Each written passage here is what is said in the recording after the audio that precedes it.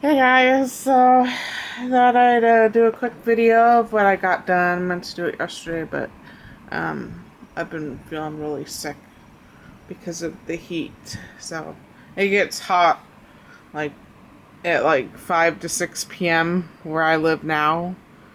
That's when it starts getting super, super hot. And I'm kind of a baby about the heat, and so I've been feeling really ill for quite some time. Um, Anyways, I got some stuff done to show you. One thing I'm quite excited about, how it turned out. Um, so the first thing I did was I made a pincushion. It's kind of Japanese style pincushion, but I didn't really have a whole lot of embellishments for it. I don't really have a whole lot of embellishments for anything except for what I can make, so I did the best I could. I had found this glass bowl behind the bar in the cabin, and I really like the etching that it had on it, which the camera's not really gonna pick it up. But I didn't want to cover it up with fabric, you know.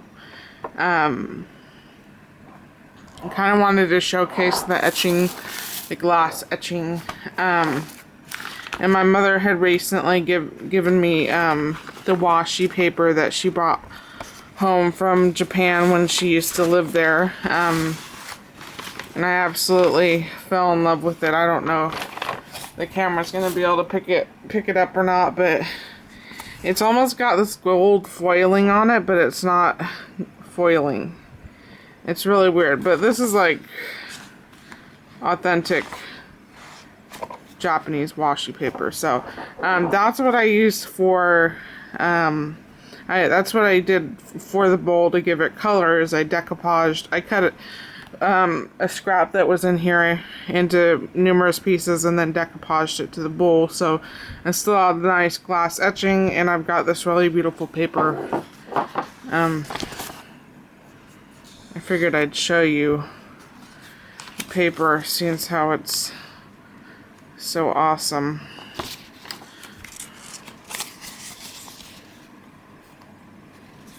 And I had really been wanting to use this, so this is the paper I had used for the bowl.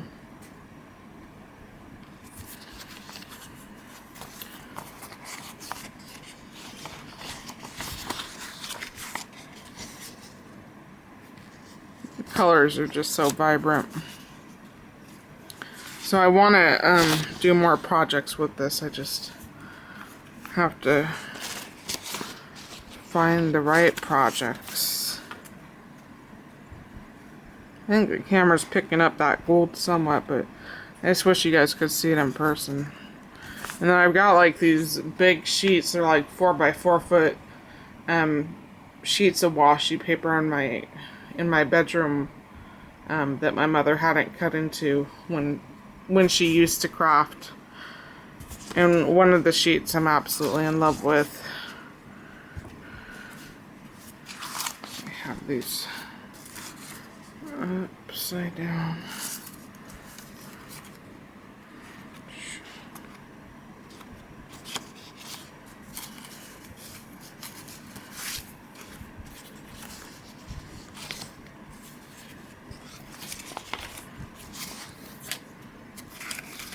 Then there's this brown, I don't know if this is washi paper or not, but it was in with the washi paper, but it doesn't have that shiny gold on it.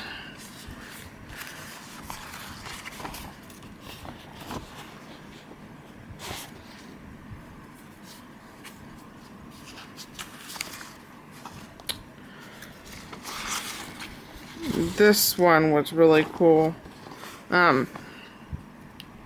Unlike the other ones, this one's pastel colored, but what I thought was really cool about this one was when you're looking at it straight on, it looks blurry, but if you've got it at an angle, you get all these really vibrant colors.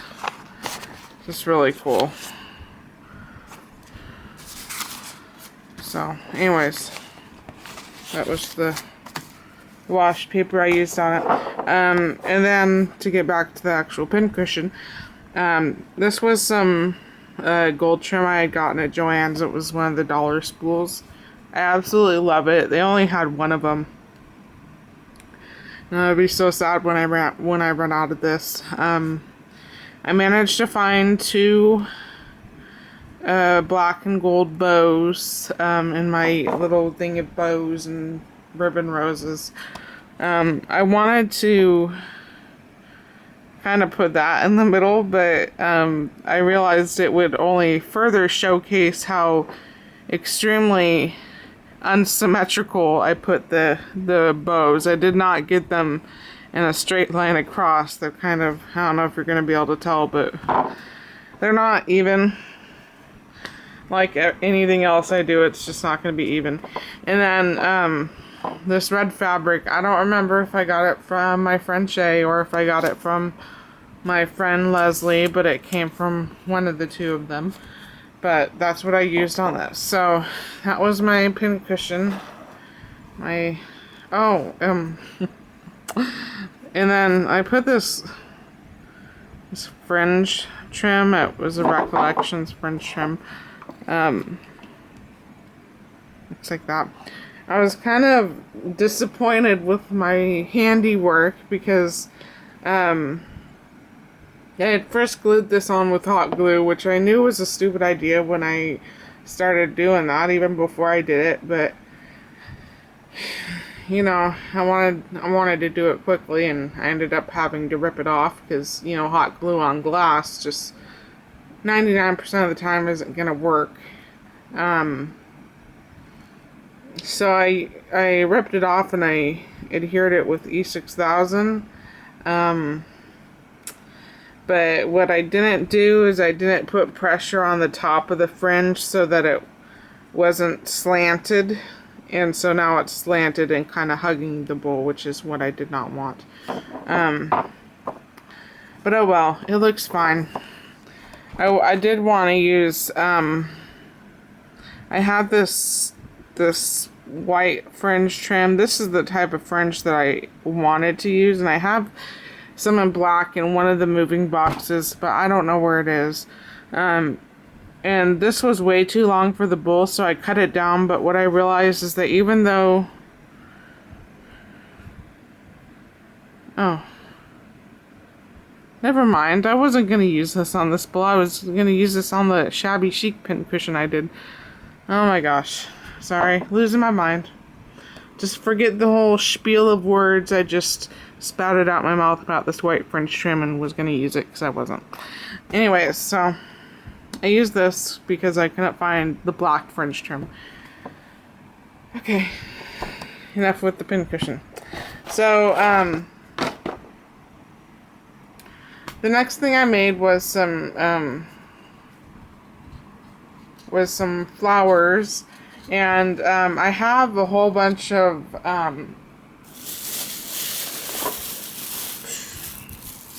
sorry, reaching.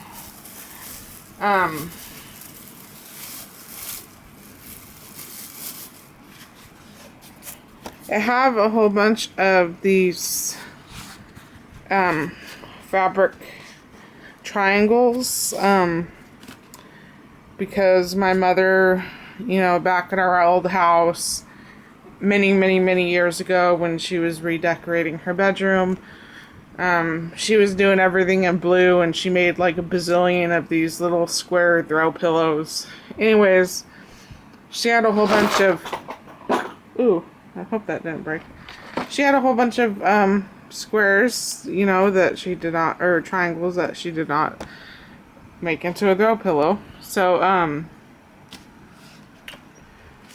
you know, they would have gotten thrown away if I didn't take them, obviously.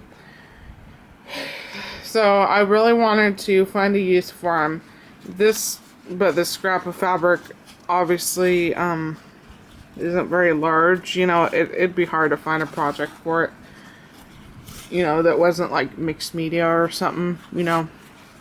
Like it'd be hard to make a pincushion with just because of how small it is.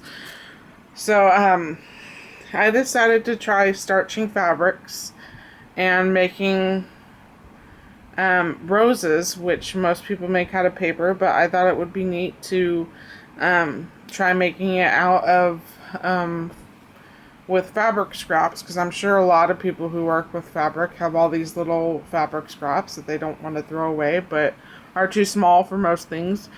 And it worked out really well, and I'm going to be doing